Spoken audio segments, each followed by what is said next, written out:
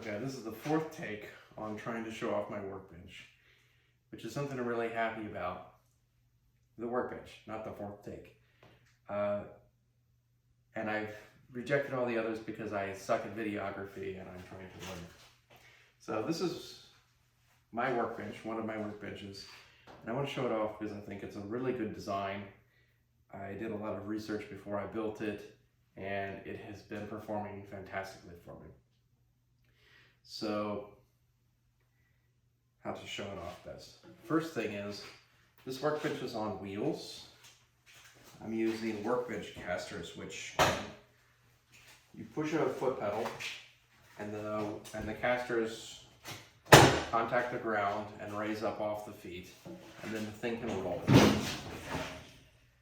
And then when it gets into position, workbenches need to be very secure and not move around when you're banging on things on top of it. So what you can do is, the way it's designed with these workbench casters, is you flip up the pedals, the casters raise off the ground, and the workbench is not held by the casters, it's just solidly contacting the floor with wood.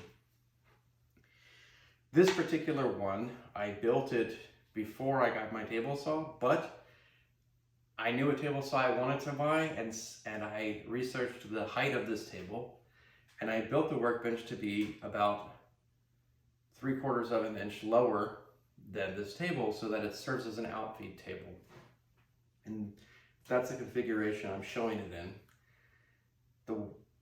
The saw, this table is sitting behind the saw so that as I push the wood through the saw, it lands on this table when it's done being cut.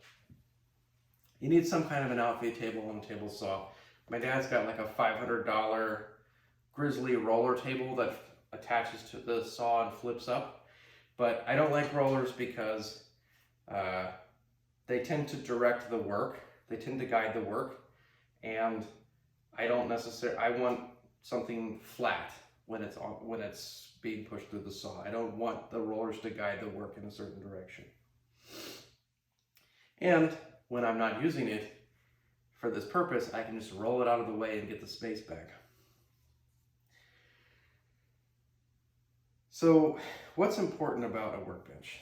The first and most important thing about a workbench is that it's at the right height, which should be about 32 to 34 inches. For a guy like me, I'm about 5'10", 32 to 34 inches. Sometimes people will want even lower if they're doing like more strenuous work with planing. And sometimes you'll want higher if you're doing more delicate work and you want the thing closer to your face. But as a general rule, 32 to 34 inches works for almost everything.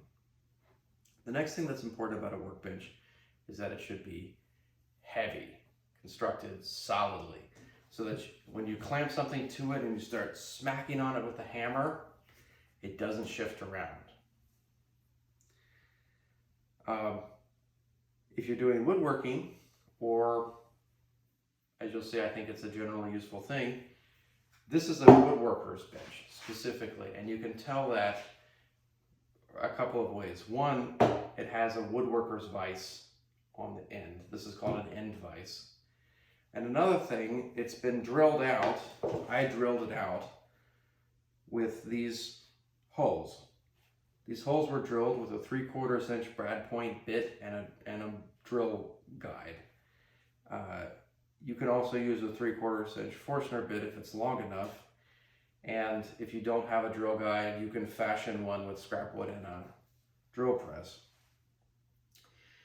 But it has to be either 3/4 inch or 20 millimeters. Those are the two standard hole sizes for all of these accessories I'm going to show. In the US, 3/4 inch is more common. In Europe, 20 millimeters is more common. 3/4 inch is about 19 mils. So once you've drilled out the holes, and the pattern I've got is pretty much the best, I'll explain why in a minute, you can start putting accessories into them. The most basic accessory you can put in is called a bench dog, and these holes are often called dog holes. A bench dog is a little peg that fits into a hole drilled into your bench, and it serves as a stop. It stops a workpiece from moving in a certain direction. So let's say I put one here and put one here and push it up. Now I've stopped the work from moving in this direction. And you can, this is called a planing stop. It's very similar, but it's flat and low profile. I can put a planing stop in it, and now I've stopped it in 2 directions. So for a lot of people, this is good enough right here to just plane a board like this. But my shoe contacted the peg. That's not what you want. I'm gonna have to clean that up later. So when you're planing, you should pretty much always use planing stops in both directions. They're planing stops because they're very low profile. Oh man, I'm gonna have to like sand that down. So with planing stops, your sole does not contact the stop, and as long as you're careful to move in a direction that pushes the workpiece into your stops, then you can plane like that. Of course, if you've got an end vise, there's something which I think is even better, where you can take your end vise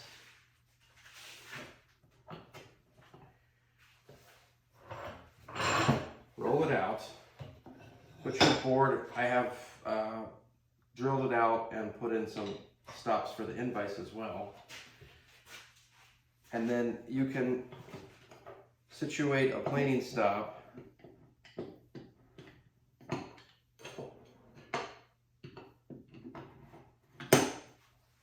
and then you can push your wood, squeeze your wood between the vise and a planing stop like that. And the only thing you have to worry about is squeezing too hard. But this is very securely pinched, and you have to really work to take it out of that. This is a great way to plane wood or just to generally hold things, large work pieces, to access the face of a board. Another thing that you can do if you've got a workbench like this, it's very common to want to access the edge of a board for planing or routing, for instance. Like you can press it down into the workbench with these things, which are called holdfasts. If you just put the holdfast into the dog holes, it's loose, like it doesn't hold at all. You actually need to, there's a trick to it. You need to get a mallet, and you need to strike the holdfast in a very particular angle. You have to strike it slightly off of head on, or not straight up and down, but slightly from the front. Yeah, whack it on there, and then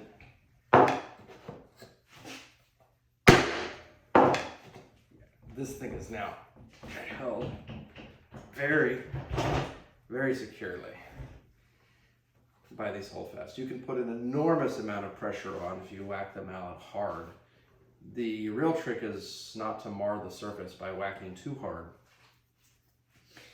Now I have a board that's being held securely, and I can edge plane it. You can edge plane it like that, right? That board's not going anywhere. I can lean on it as hard as I want. It's not going anywhere. And then when you're finished, there's a trick to get them off. good luck pulling them off. It's not going to happen. You need to take the mallet and strike it on the back. That's how you loosen them. So yeah, planing stop, bench dog, hold fast, invise. These things together, you can pretty much hold anything with these accessories. Now, what's the pattern you need to drill out? Let me take these out of the way. You can just focus on the pattern.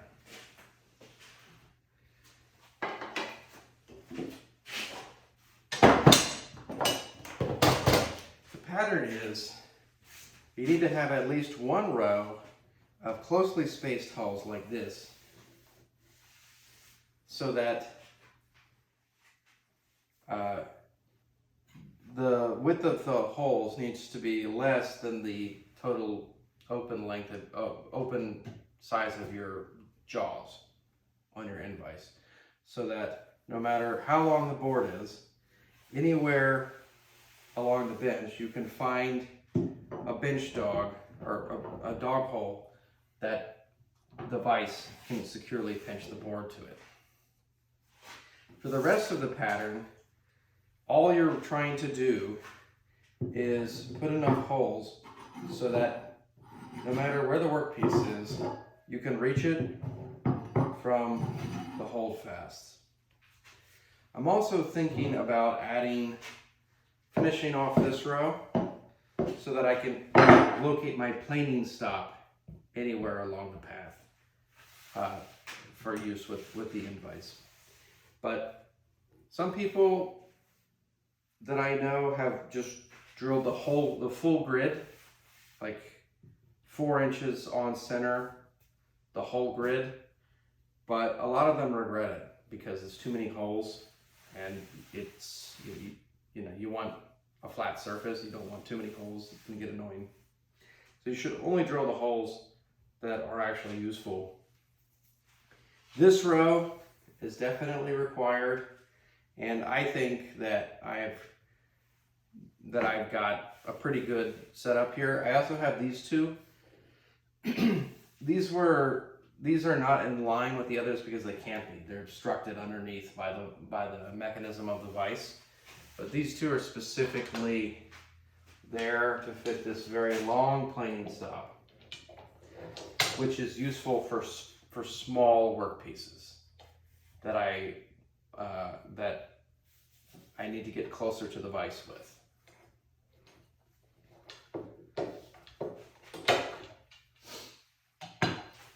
Okay, one more thing I mention is I'm not sure if I love the workbench casters.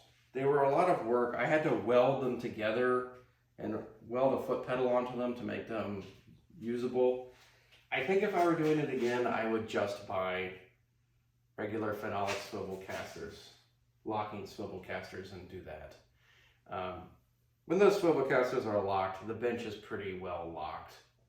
And I know my dad has got a bench like that and it works fine. Okay.